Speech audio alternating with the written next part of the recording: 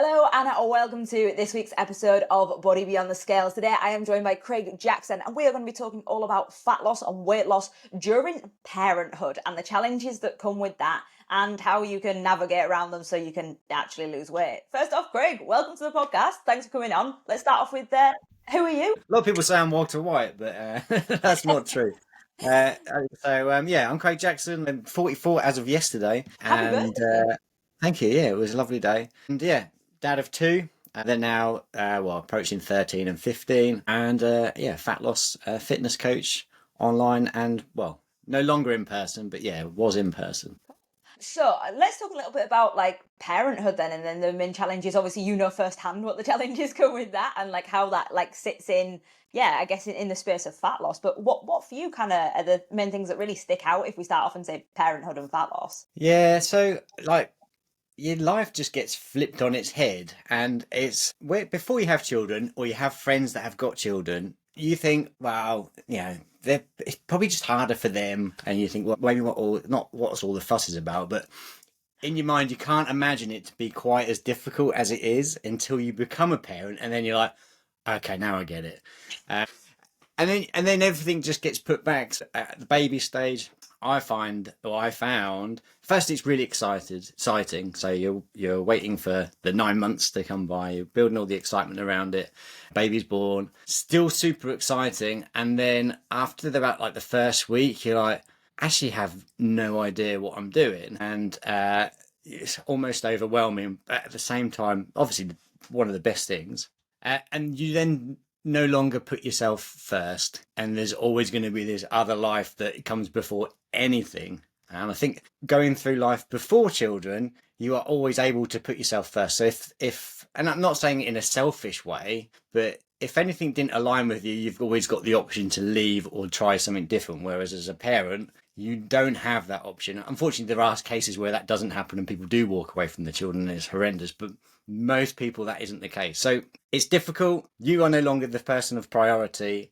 And in those early years, you can't, well, I found that I felt like I lost my identity. You start like taking less care of yourself. Your sleep is broken. So then you find you're picking at things more. You're not planning very well for you, but you are just planning routine around your children. So your head and your life gets flipped upside down when you think beforehand, maybe it can't be that difficult until you're there. Yeah, sure. I mean, I'm coming at this as someone who does not have kids. So that's hence why I wanted to get you on and actually talk to someone who has had kids and who are like in those, like has gone through a good few of those life stages with the 13 and 15-year-olds. Yeah. Let's talk a little bit about then like babyhood. Baby's just been born, as you mentioned. It's exciting for about a week, and then you're like, now I have this life to take care of. And sleep's obviously something that goes out of the window, and then you can start picking at food and all of this as well, depending on whether you're coming at this as the person who has just birthed the baby or the other person in the in the party, like where you're gonna have things that are affected, but like amongst a common part, it's gonna be like sleep deprivation. So have you got any like examples of, well, one, kind of how that manifested for you, but two, how you can handle it? Yeah. So from my personal experience, obviously everybody's parent journey is going to be different, and I was fortunate enough. Let's talk about how I've done it, and then hopefully that will prompt some questions. Sure. We can sort of lean into it a bit more.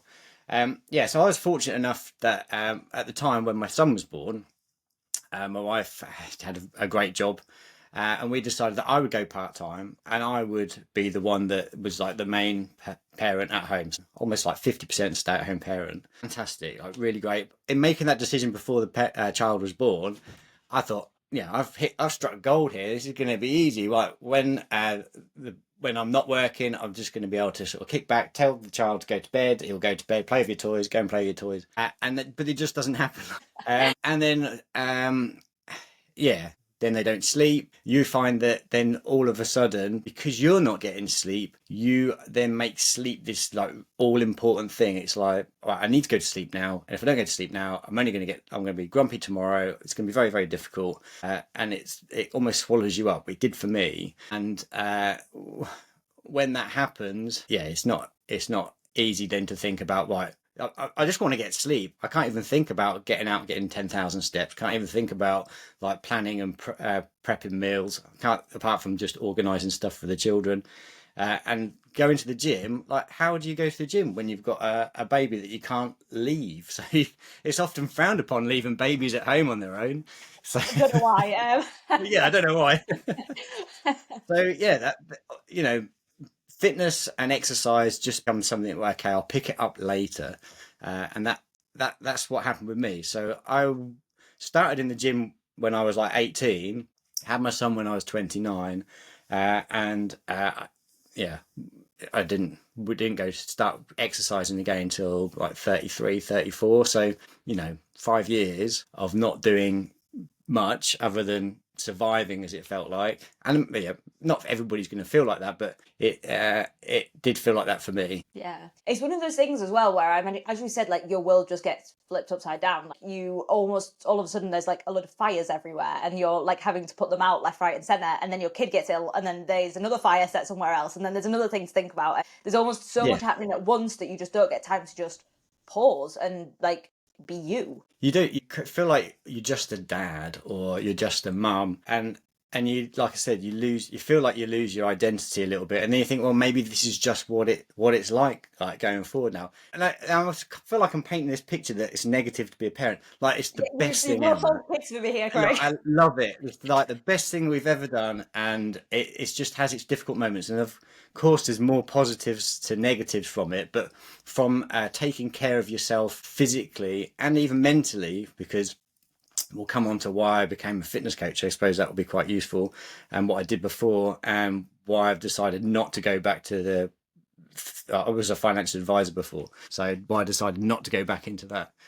I forgot what I was saying now. But anyway, I do this a lot. I call it parent brain. Like you talk for about longer than 30 seconds and you forget what the beginning of the We've had a conversation was. point to this, but it's lost somewhere in the It's ether. gone somewhere. I'm sure it'll come back at some point. We were talking about. Do you think I can't use the excuse of parent brain now because I've now forgotten what we were talking about? I think we were on about how when you kind of lose your identity and you become dad or you become mum and like you think, is this it? Yeah. And yeah, that exactly that. And you because you then build your life around trying to make parenting as easy as possible. I mean, there's no handbook for it. Everyone writes books about it, but you can read about it, but your experience is going to be very, very different. Your routine then sort of, well, ours did. We structured the day to make it as easy as possible with my son Oscar. And in doing that, that was the focus, like his structure, rather than like my structure. And like even like things like Mealtimes and like going on beyond when they're like babies and they become toddlers, and then first school, middle school, or what do they call it, junior school. And then they become fussy around food, and then meal times then become a stressful part of the day because you think, well, are they going to eat that? If I make something that's healthy and nice, they're just going to go, oh, I don't want to eat that, Dad, or they'll leave it on the plate. So there's so many different things that just like just add hurdles, and it's already feels like your day when you're working as well. You're getting through the day of work. Everything feels like a bit of a challenge, and you think, well, if I then have to do exercise on top, eat well, get my steps in, it's just another thing that I have to worry about, and I'm already like feel like I'm worrying about a lot of stuff. Yeah, for sure. And exactly as you were saying there, like if you feel like you're worrying about a lot of stuff, and there's, as I mentioned earlier, like imagine it's fires, it feels like they're everywhere, and that can put you in this state of like basically constant stress. And exercise is a stress on the body, dieting is a stress on the body, lack of sleep is a stress on the body, and all of Yeah. these things can then add up and add up and add up. And if you're trying to add those things in and you're already at your like stress capacity, your body's not going to want to do anything else, your brain's not going to want to do anything extra. So like I think sometimes the first step is just giving yourself a little bit of grace and just going, do you know what, the world is on fire right now, or my world is on fire right now, what can I do to calm the fires rather than add extra fuel to it? Yeah, and I mean, it might even be worse now because everybody like social media 15 years ago wasn't quite so sort of scroll and doom scrolling as they call it, as the youngins call it, um, now that as it is nowadays. So if you're seeing people doing exercise and talking about it, talking about all this, like what you need to do, you can feel like that people are doing like everything and being perfect and being a parent, when we all know that social media just shows like the best 1%, and it's not actually really, it's not true, a lot of it. So then you think, well, I'm never going to be able to do all of that stuff, so then why do anything at all? It's not really going to make any difference. And I think that that's one of the sort of common things that I see from parents that I coach now, is they feel that they need to do 3 or 4 or 5 times a week in the gym. They need to eat absolutely perfectly. They need to get 8 hours sleep. And how can I get 8 hours sleep? I'm barely getting 6 to 7 because the children keep waking me up. And yeah, I think that's a disadvantage of social media. It kind of paints this unrealistic what is required to look after yourself. 100%. And that is that all or nothing mindset coming back in again. And it's going that, oh, I have to do everything and I have to do everything perfectly. Whereas actually doing what you can do, managing what you can manage, and just being consistent with what you are doing is pretty good going. Like, if you can't be perfect, but you can still do little bits, when you can do little bits, you can get 6 hours in, which is better than 4 hours. Like, you can get a vegetable in with every single meal, like that. All of these are going to be wins that add up, and they will make a big difference in the long term, even if in the moment they don't really feel like you're doing much. Yeah, and like the sleep thing is like is always going to be is always going to be a big thing. And actually, one of the reasons I got back into fitness was to help me with my sleep. So I, in my early 30s, so we'd had our daughter by then as well. And sleep had become this, like I was saying, like it was just in my head, like, and then overthinking about sleep and trying to shut off thoughts, which now knowing, going through CBT therapy off the back of it, is like, don't try and do that, just let them happen, it's natural, they're supposed to process and write stuff down, that sort of thing. Anyway, it became so much that I just wasn't sleeping at all. And then I just thought, well, I know, did some research around fitness and stuff, and how actually it feels counterproductive, like you're tired, so why doing more exercises, that's only going to make it worse, but actually helped with getting my sleep and also my mental clarity as well. So I used to go running, not that I enjoyed running, but it was a good headspace. It was away from the house, away from children and parenting, and yeah, pretty much, saved me in a way. So yeah, I think yeah, basically. Yeah. I think that's such an important thing, that it's like saying, well, if you are feeling like your sleep has been compromised more than you can cope with, what is it that you can put in place, and what is it that needs to be there? If you don't mind me asking, what was it for you that was causing the lack of sleep? You obviously said like it was mind racing kind of thing, but what was causing the lack of sleep? Yeah, so I was part-time financial advisor and part-time parent, and then I went full-time stay-at-home dad. And then it was accumulation of my daughter was terrible at sleeping, and look, my wife did a lot as well, obviously, of course. I there's so many different things why I couldn't sleep. My wife was able to get to sleep within 20 seconds, and I would just lay there thinking, I can't believe you're asleep and I'm still wide awake. So that wouldn't help. Then I'd be then just anticipating my daughter to wake up, and then she might not some nights, but I'm anticipating, so I'm not going to sleep. And then I'm trying to break down the next day. Well, if I only get 3 hours sleep tonight, then okay, this needs to happen at this time tomorrow. Otherwise, I'm just not going to get through the day. And it was then just snowballing into something that it didn't need to be. But when you're like that into it, it's very difficult to sort of take a step back and think, Craig, you're just overanalyzing stuff. You're making this like bigger than it needs to be. And then when you get to the evening, when finally the children have gone to bed, I mean, I'm making parent, like, it was brilliant. It was brilliant. Like, there's so many highs to parenting. I'm just trying to paint, like, a lot of this is what, as parents, we feel it inside, but don't verbalize it. And that's what I'm trying to get across. Like, not that parent is the best thing ever. But yeah, so, and then they've gone to bed and you think, well, I need some me time. So then you'll watch something on Netflix or whatever, when really you should be going to like trying to like get into bed and settle down, have some kind of, sleep hygiene routine. So yeah, it's finding that balance. And for me, I didn't have it. I didn't have the balance. Looking back, like knowing what you know now in those early stages, especially when you had like your daughter who wasn't sleeping well, what would you like? What advice would you tell yourself if you were feeling like you were in this like stress bucket? Yeah, so yeah, it doesn't last forever. You feel in the moment, you think this is just going to be like this for years. I mean, it was for a while, but it's not like it forever.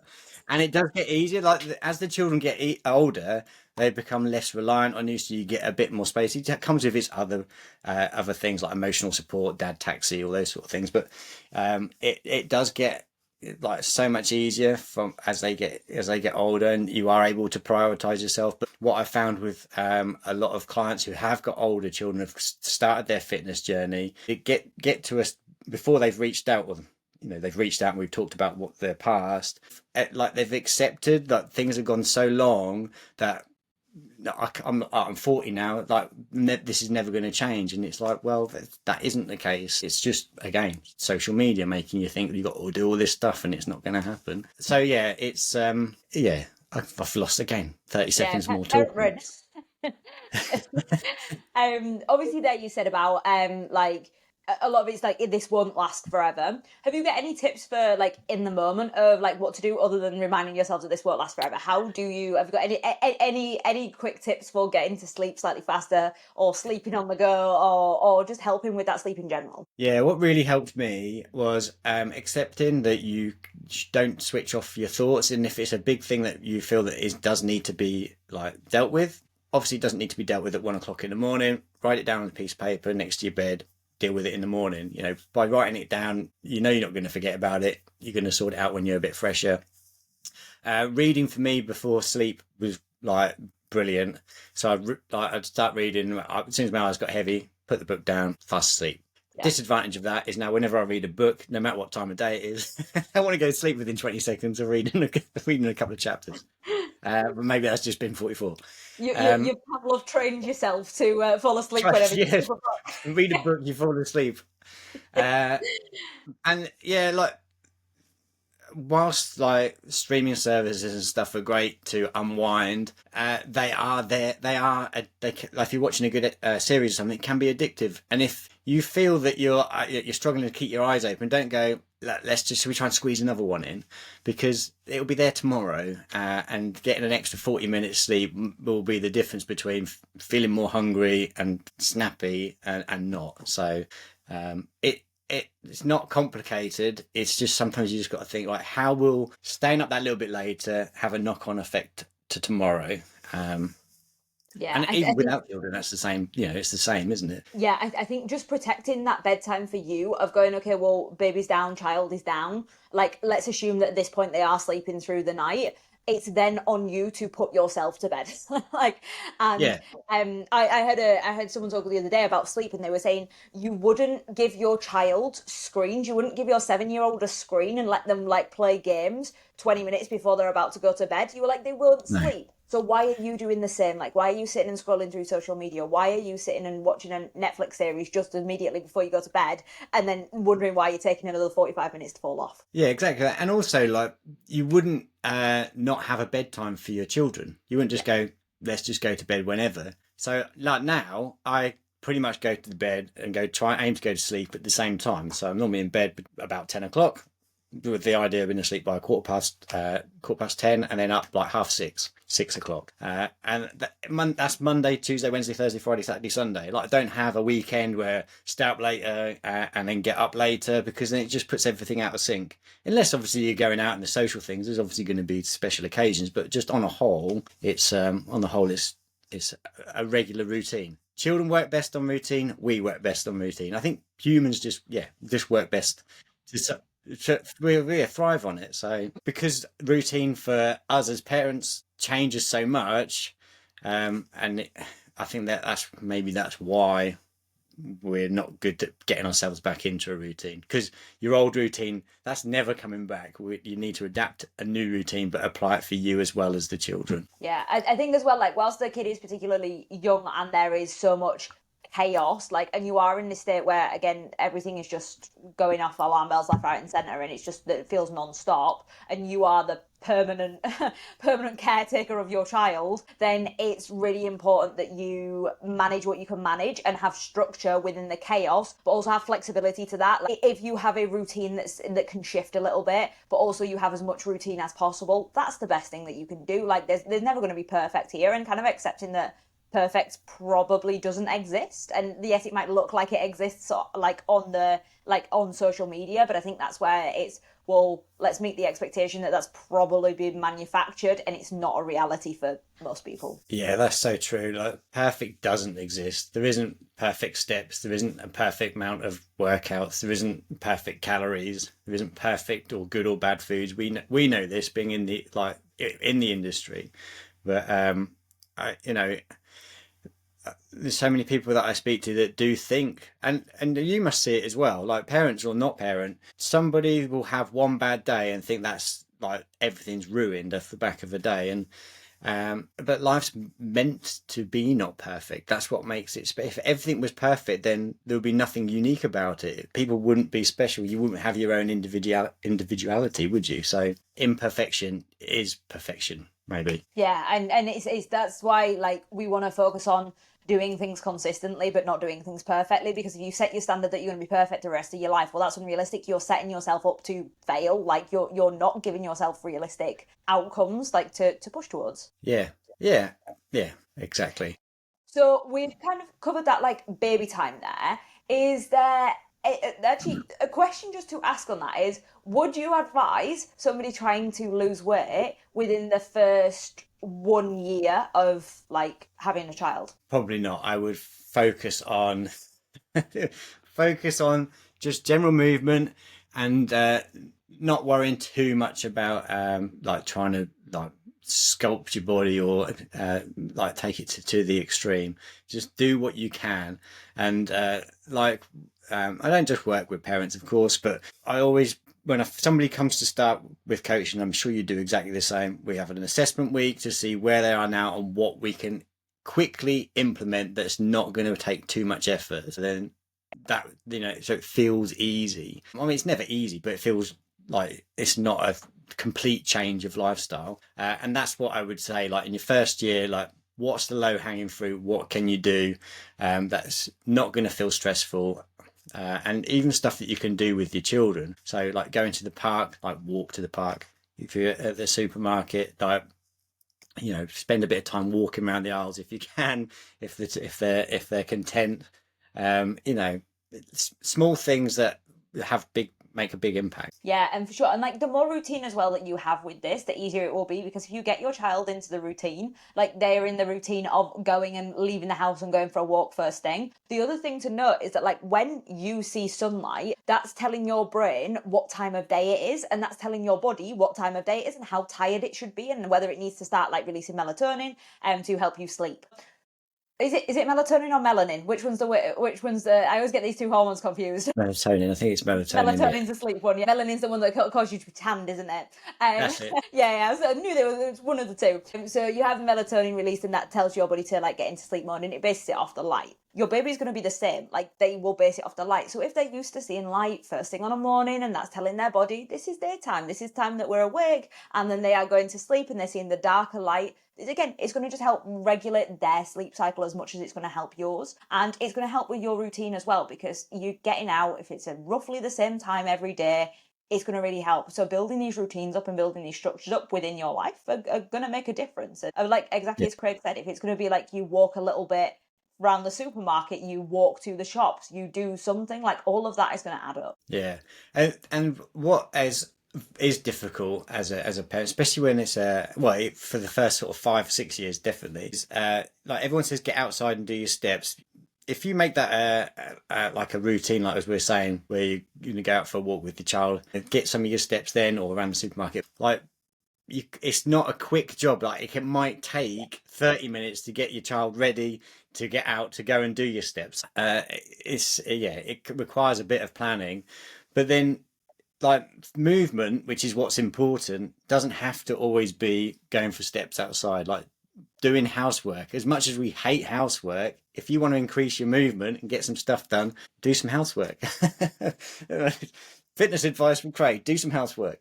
But the other thing to mention there is that you are picking up and putting down your child. Let's say your child is a couple of kilograms. They are getting heavier over time. You are lifting, putting down, picking up, putting down, picking up, putting down. That is weight training. Like, it doesn't matter what you're picking up and putting down, as long as it's a weight and it is adding some resistance. You know, ironically, because your child should be growing, they will be progressively overloading you as you go along. Yeah. So you've got yourself here. Like, we get obsessed with this idea of going to the gym and, as you said, doing steps, but like actually looking for what's in front of you, and exactly as you said, doing housework. But also, all right, the baby's on the floor, can we pick the baby up? Right, that there we go, we've now practiced. If we pick them up with good form, deadlift, done it. Like, can Yeah. we like squat down on the sofa whilst holding the child? That is a squat. Like, and all of these things are adding movement in, and you're adding strength like to your body as you do this. Yeah, yeah. Do a set of squats, 3 sets of 10, holding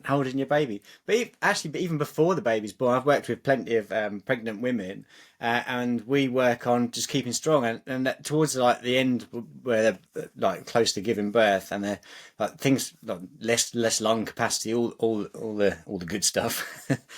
They say, well, yeah, I can't lift as much weight. I said, yeah, but you're squatting, but you've got a bigger baby in you. So, you know, your baby, and I do say that as well, like you're progressively overloading with your unborn baby. Um, but yeah, like if there's anybody who's watching this that is pregnant and isn't doing any kind of resistance training, two of my most recent clients, one had her baby 3 months ago, I think. She's like said, obviously childbirth isn't a walk in the park. It's very, very difficult, but she's convinced, and there's evidence to prove it, that if you do strength training and look after your body, then when you do give birth, it's a lot easier than if you didn't do those things. And her recovery since having the baby, yeah, was really, really fast. So yeah, there's so many benefits to getting strong.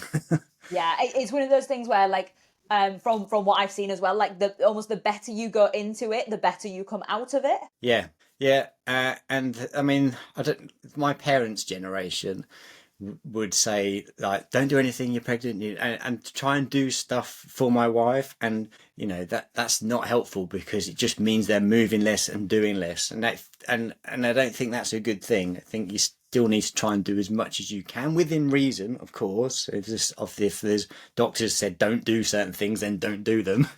I'm not a doctor, but like taking stuff away from people is not always helpful, I don't think. And Yeah, that even going like the other end, like when you're elderly, it's probably even worse. Like taking stuff and trying to be helpful for them. You want them to be moving as long as possible. I think that's such a good point as well. Like with the giving people autonomy and like having that experience like for yourself and going like, well, what do I need to do? And if I keep practicing these skills, I'll maintain these skills. If I practice putting my shoes on whilst I have a big old bump on my front, like that's going to be something that you're going to find a lot easier to do. Like, and it's going to still practice those things. If you practice squatting up and down, you can still do those things. So like, Yeah. it's sometimes about the just maintaining the skill and just maintaining that, and to whatever degree that you can. Does it have to be 100%? No, but it has to. If you do something, it's going to benefit. Yeah, something's always better than nothing. Yeah. So baby has grown up a little bit now. we now have a toddler. They're starting to run around a little bit more, and things are getting a little bit more like exciting. First words are coming out. Like we've got some goo goo gagas, and we're a little bit further than that. We're getting dada out now. Like what's kind of the biggest challenges that come up during like the toddlering age? We'll go from like 1-ish to about 3 to 4-ish, preschool. Yeah, that I love that stage. It was the best stage. Like when they're finding themselves, you can see them becoming a person more, and comedy gold as well. Some of the stuff that they say, and yeah, if film them as much as possible. I still look back at videos and stuff of especially my daughter. She's hilarious. Still watch some of those back now, and I even share them to like we have like a little family WhatsApp chat. And I go, Harriet, look at you in this one. Is hilarious. She's embarrassed by it, but anyway. So yeah, great time. At 13, you're embarrassed by everything. Yeah, that's it. My children don't want to be on it. Like you'll never see my children or my wife on any of the social media stuff they do. Like they don't want to be a part of it. I don't want to be in it. I don't want to be in it. And if they did want to be in it, it would take me so long to edit, film it. Go, is that one okay? No, that's not okay. Okay, is that one okay? No, that's not okay. Like, yeah, it's best you're not in it. But yeah, those early years when they're finding themselves, also testing you a little bit more to see what they can and can't get away with. Like, loved them, brilliant years. But this is when meal times became more stressful. And they would never like the same things. And then if you did want to do something that is like, is more balanced, it would either just get pushed aside, hidden, or they wouldn't eat it. Not they wouldn't not eat everything, but there was always going to be some kind of challenge at meal times, which, when you are trying to have higher volume foods which aren't processed to try and keep you fuller for longer if you're in a diet, that might not always be super easy with children that can be a little bit fussy. We all like to think that you'll have children that aren't going to be fussy, but I've yet to meet a parent that hasn't got at least one of their children quite fussy. So yeah, that would, I would say, was the most challenging part with that. And then this is when I started getting back into exercise again, but I still couldn't go to the gym until my children, one of them was at the first school and then the other was at preschool.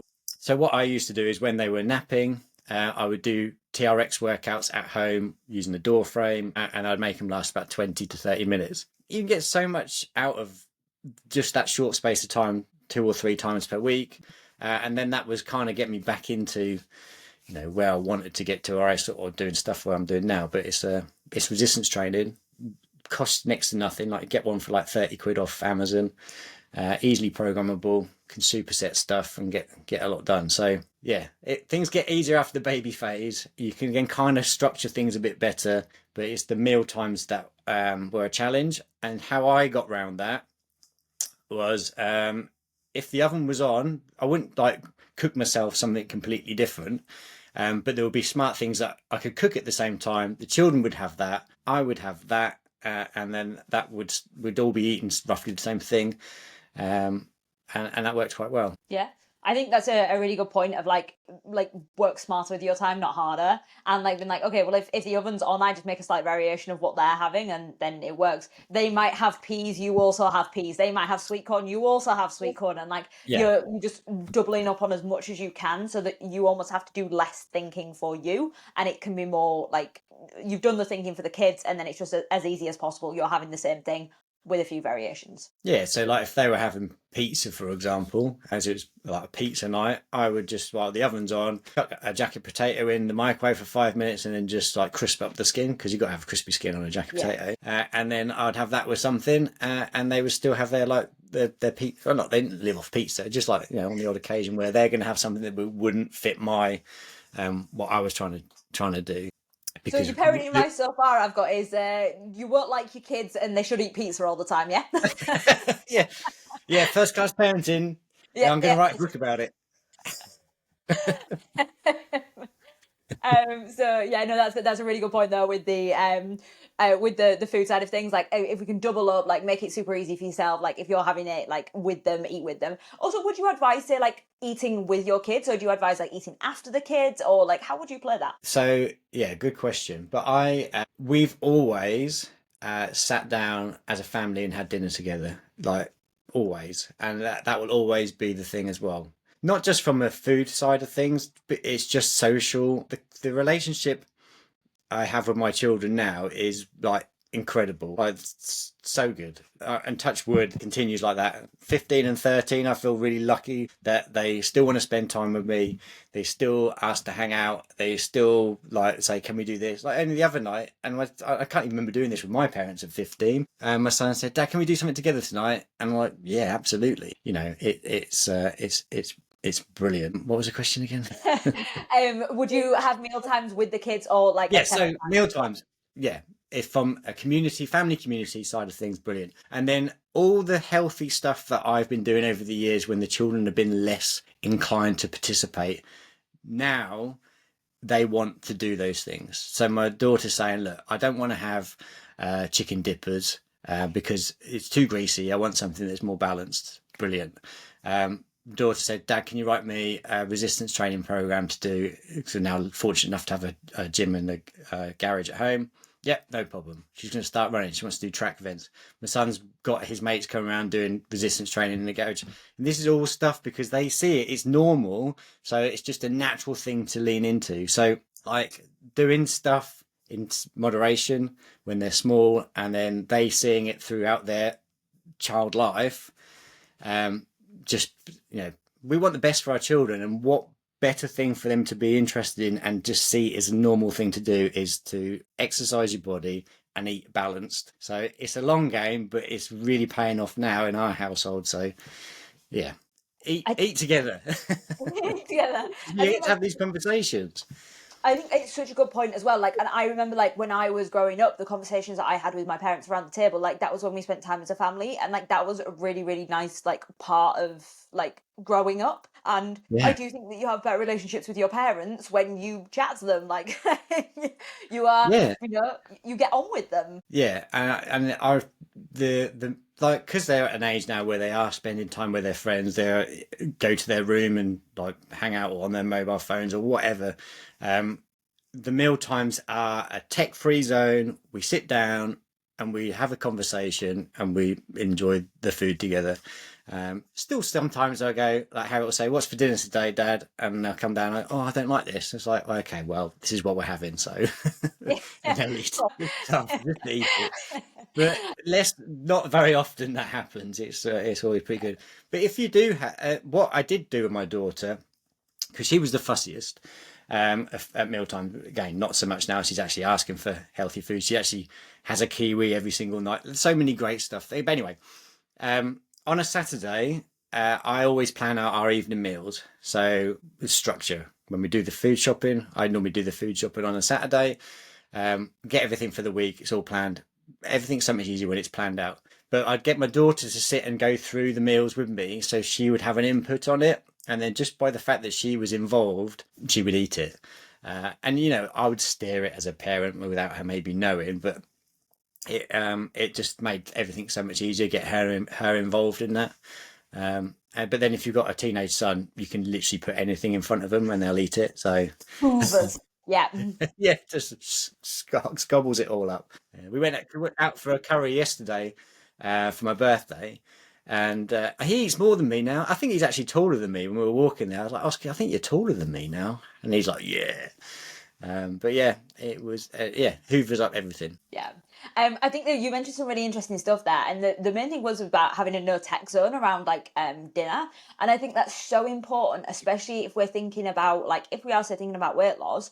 What you put in front of or what you put on the plate is important, yes, but your like mind stomach connection is also important, and it's much easier to regulate that if you're eating without tech based distractions. And Yes. you're more present at the meal. You're focused more on what you're eating than you are on other distracting things, and you can actually realize and understand when you're full, and that's going to be better for your hunger and fullness cues, but it's also going to be better for your kids. So you're both going to be fostering a better relationship with food because of that. Yeah, I know. When we've all sat in front of the telly with a bar of chocolate, watching something, and then gone to get another cube, and like, oh my god, I've eaten the whole thing because you're just Yeah. not paying attention. So yeah, it's really important. So I would recommend to anybody, even if you haven't got children, sit down in the kitchen or dining room and eat your meal without any distraction, and then go and do the thing that you want to do. 100%. And like, even if you can only protect that for one meal a day, it will still make a difference. Like, and if that's your dinner, you eat it with the kids, and yeah, then that's great. Like, that is a positive step forwards in terms of like everyone's relationship with food. Yeah, definitely. It's also interesting what you said as well about like obviously your kids seeing your habits, like your kids seeing that you exercise, and like it's normal for dad to exercise, therefore I am gonna exercise, and if it's normal for mum to exercise, therefore I am gonna exercise. Like, and if that's just a part of their life and they just see that as that's just something that grown-ups do, like you're setting such a positive example for your kids, and like that's something that can is so easily be fostered, and actually they're going to have a better relationship with exercise because of that.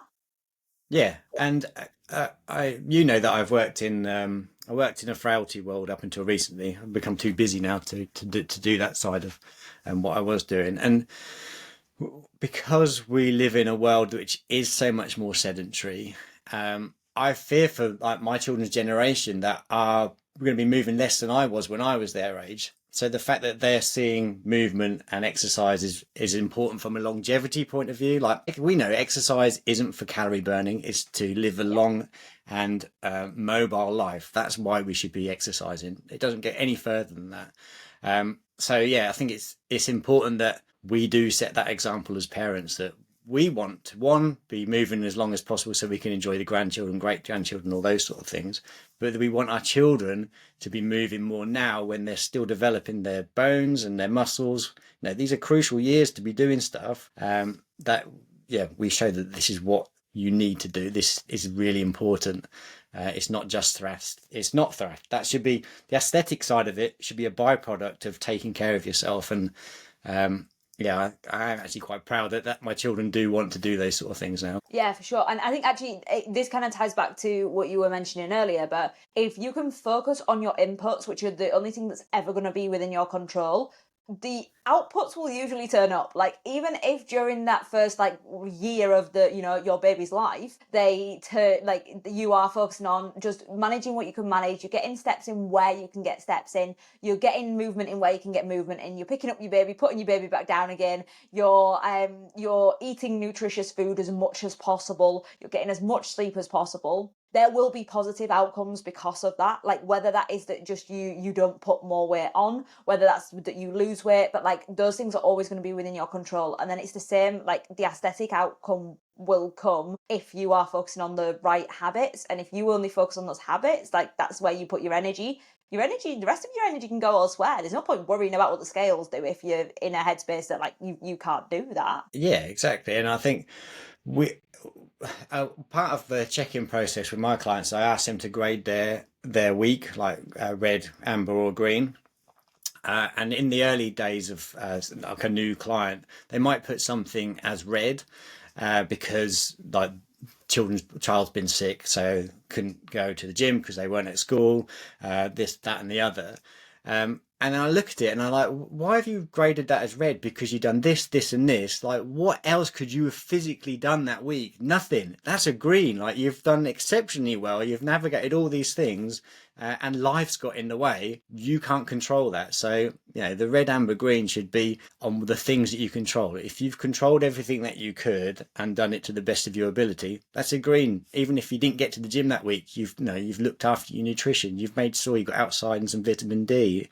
Although you've got a good sleep routine. Yeah. So yeah, it's very easy to see like not ticking certain boxes as failure when actually you've still ticked boxes when a lot of people, maybe 90-80% of the population wouldn't have done that. So you're like one step ahead. 100%. And it's so easy to zoom in on those negative things as well of, oh, I didn't do this. But like actually recognizing what you have done is so important. Yeah. And I think, like, as being a coach as well, this one of the strengths of having a coach is having somebody who can like look at the bigger picture and say, no, give yourself a break. You've been hard on yourself here. You've absolutely done exceptionally well. So like, well done. And that we don't always see that ourselves. It's so hard to see what's going on in your own life. Like, it's definitely a lot easier to see it almost like objectively from a third party, which is why having a coach works well, because they're that extra pair of eyes that can see what you can't see. Yeah, exactly. So let's talk a little bit about then those next kind of like that next phase. So we'll talk about going to school, and we'll talk from like kind of starting school all the way up until the end of primary school, just before that. Like, so we're talking from like what, 4-ish to 11? Yeah. So it's not. I don't think too much changes in like the fussiness around food. The thing that does change as they get older is you do then feel like you don't get quite so much grown up time because the children go to bed later. So it can be easy to think, okay, well, they're not going to bed till like 9 o'clock now, maybe not 11, but when it gets to a point where they're not going to bed later, and you think, well, when am I going to get like my time? When am I going to like have a bit of time without children? And you do just lose. You just have less time. We shouldn't like be trying to squeeze an extra few hours, and then we're staying up to 1 o'clock in the morning, and then we're still getting up at 6 to go to work. Not good, not healthy. So that would probably be off the top of my head, like the biggest thing that I noticed once they get sort of older. they're not going to bed at 7 o'clock anymore. They're going to bed later. Yeah. Is there anything you can like give any advice on with like, so say this person is not a solo parent, they've got someone else that's helping out, and whether that be one person's at work, one person's at home, or they're both working. Have you got any tips or advice on how you can kind of like split that so you both can get the time to work out, you both can get the time to do things for you? Yeah, it's well, just being organised together, having a shared diary, and this works again with or without children. If you have your set days for going to the gym, I'm going to the gym at this time. This is what time I'm going to go. Then it's easier. That's just what happens at that time on that day. But you just have to work together as a unit, which every family is a family unit. That so you can do these things together. Well, not together. You do them independently, but you know what I mean. You control it together. Yeah. And I think there as well, it's just appreciating like the give and the take, and making sure that you're giving as much as you're taking, and that they're giving as much as they're taking as well, like within the scope of your relationship. Yeah, it has to be balanced. Otherwise, there'll be resentment from one party, and it might not be said, but it will be felt, and then it will be said later when over something that isn't significant.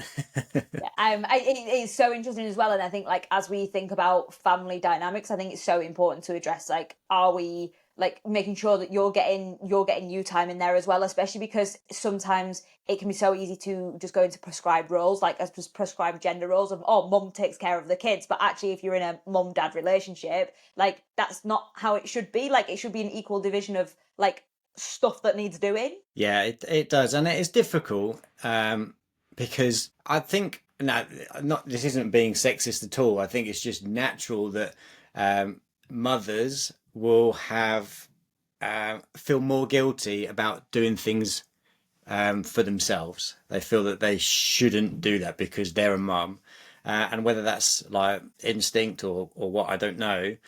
Not saying that men don't feel that, because we do feel it as well. But I think the bond between, maybe because they've carried the child, that connection is just a little bit deeper. And I think that putting yourself in a position where you're leaving the children and just doing something a little bit more for you can come hard for some mums.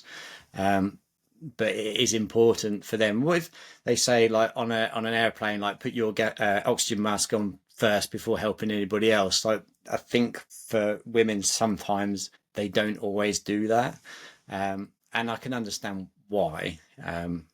Even though I'm not a mum, obviously. I think that's such a good point of it's the you do need to put your oxygen mask on first, but that might feel hard to do, and like that is sometimes a hard line to set, especially when there's I think both from like a potentially like ingrained thing, but whether that be a societally ingrained thing or like a genetically ingrained thing, but like it's ingrained regardless in for most women that it's their expectation to take care and be caring and nurturing. So just making sure that you're caring and nurturing for yourself is also equally as important. Yeah, and I think then, like as a dad, I would say that any father or husband of their wife should just like ask, like, are you okay? Like, are you getting enough time for yourself? Could I do a little bit more? And I don't think anybody wants to admit that they're not doing enough. But even if you are doing enough, just asking that question is really important, probably for the mum to hear, because they might go, actually, I am struggling to do something for me because I just feel like I need to be here.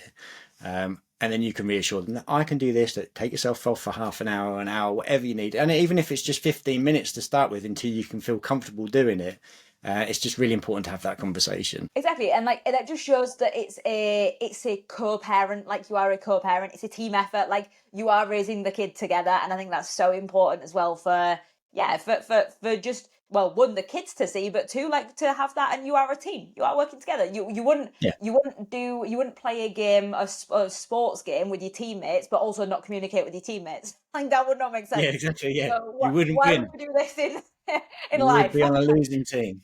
Yeah, Yeah. exactly. So the kids are now in school. You've got a little bit more time through the day. You might be back at work, you might not be back at work. Have you got any tips for kind of like managing your time around like the school run and like kind of tips around that? Yeah, so It is harder. So you kind of you can't lean into necessarily. I'll exercise at the time that I prefer because that time might not be free. So when that I was doing a lot of the school runs, it's not so much now. My wife and the children take themselves to school now. I would get up a bit earlier to do my workout, whether that was TRX or whatever, or if it was now, and it would be in the gym. So there has to be some form of compromise, uh, which it not always what you want to hear, I guess, but it's often the only way that you can make it work. Yeah.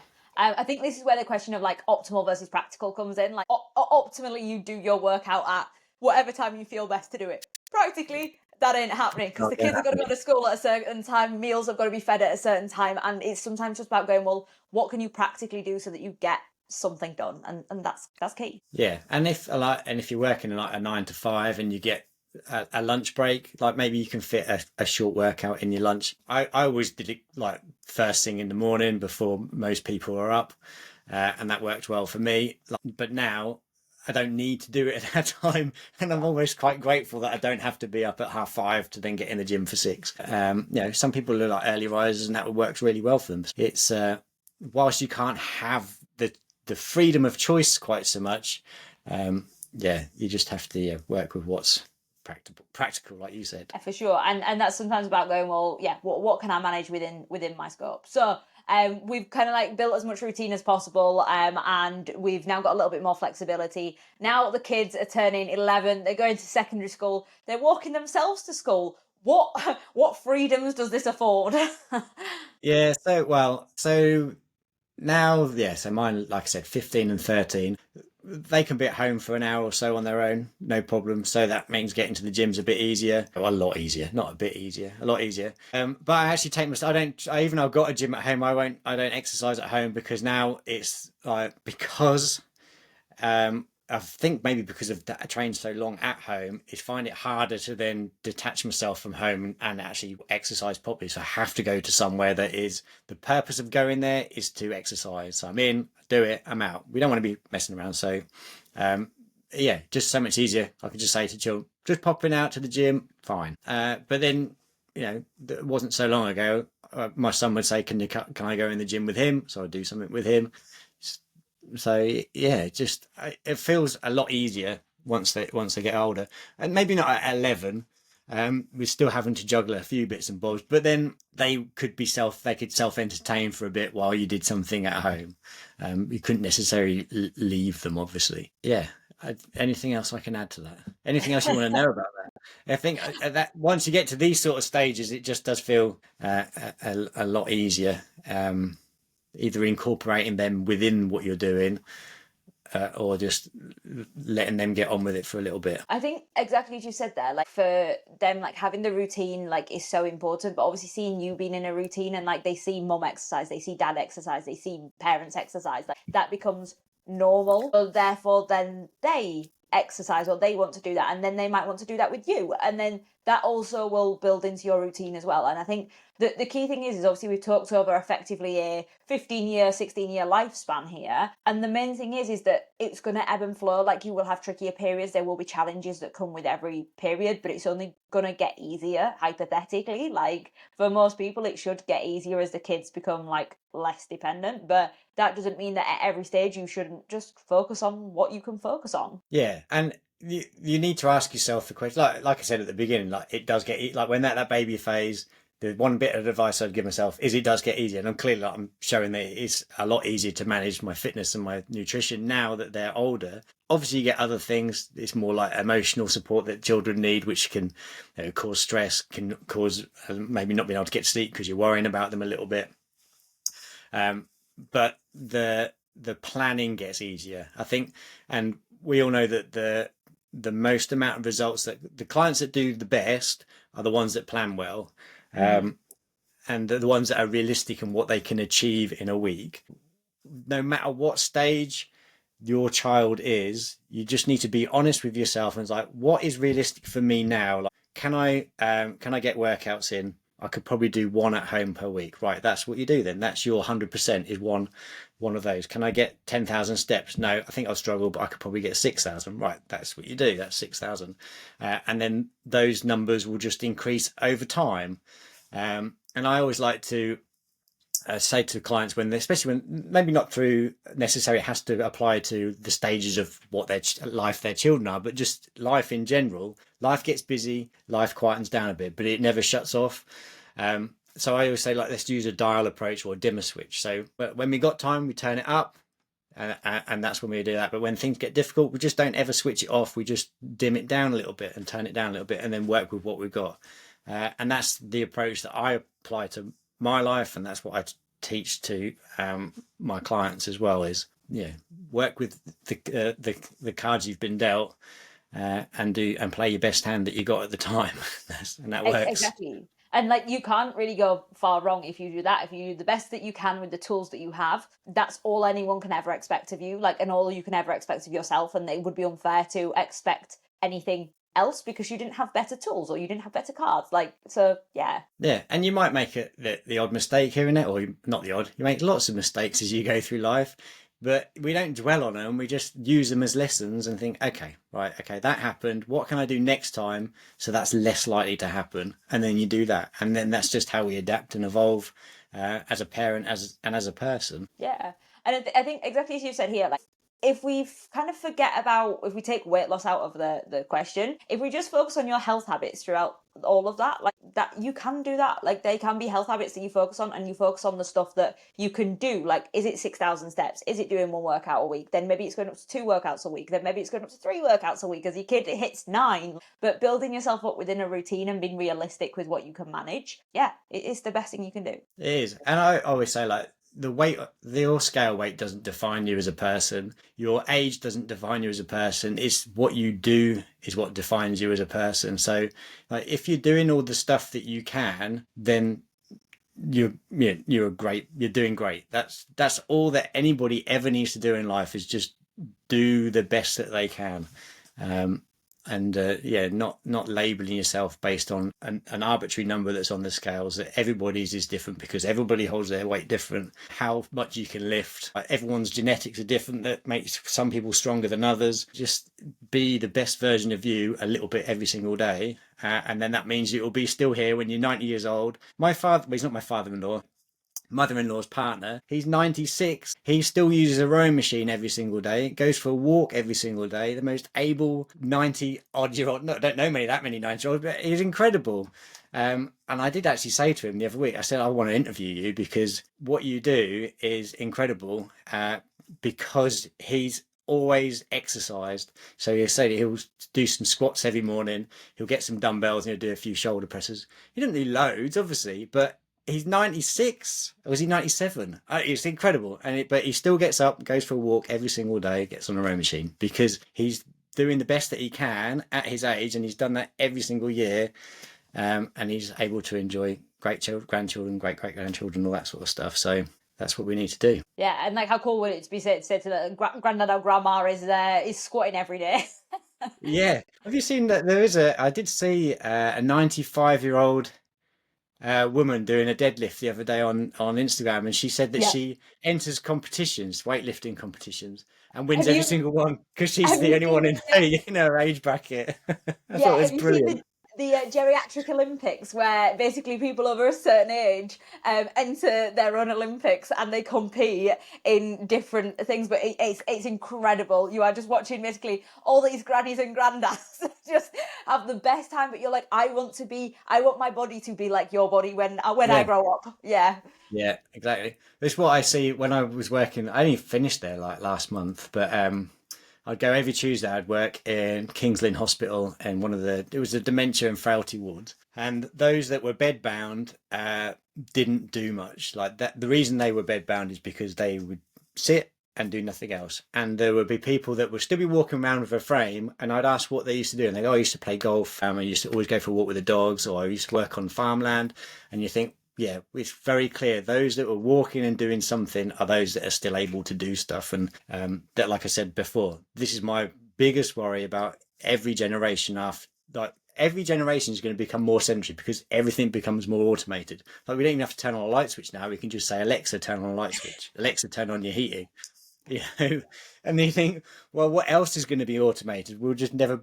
Have you seen the film Wall-E? Yes, yeah. And they're all sat in these hover chairs and everything's controlled and they're looking at a screen and like, please don't let that be the real future. So yeah, I think just movement is so important. It's really important. We've literally covered here from birth until So like 97, yeah. to the full spectrum of life.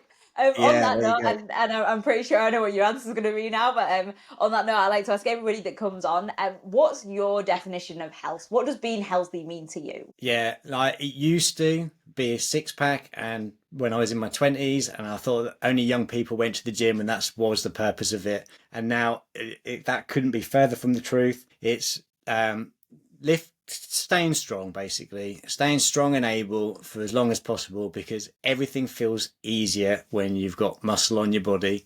Whether it's putting your shoes on, whether it's walking up a hill, whether it's carrying a child on your shoulders.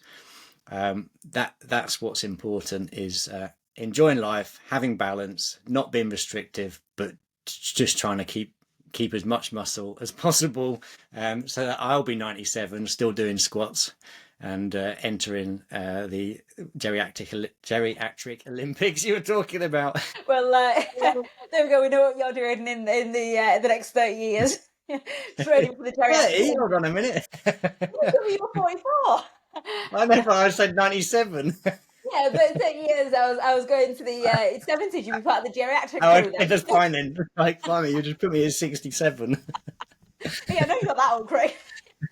Well, thank you so much for coming on, and thank you for talking us through, well, first off, your kids' entire lives and your Yeah, entire life plans now, since we are now in yeah, training there for we the go. Geriatric Olympics.